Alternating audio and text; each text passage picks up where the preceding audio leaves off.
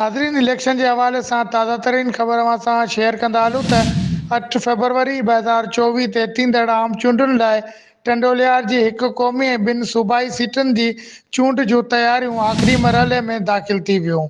100 खां वधीक polling station हसास करार ॾेई छॾिया।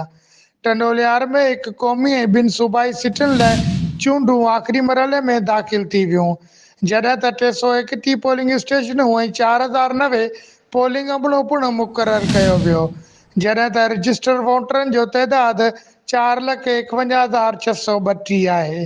8 फरवरी 2024 ते थींदड़ आम चूंडुनि लाइ टंडोलियार जी हिकु क़ौमी ऐं 2 सूबाई सीटुनि जी चूंडूं आख़िरी मरहले में पिणु दाख़िल आहिनि, जॾहिं त मर्द पोलिंग स्टेशन 103 ऐं औरत वोटर जे लाइ 101 पोलिंग स्टेशनूं क़ाइमु कयूं वियूं आहिनि, जॾहिं त कंबाइन पोलिंग स्टेशन जो तइदाद 127।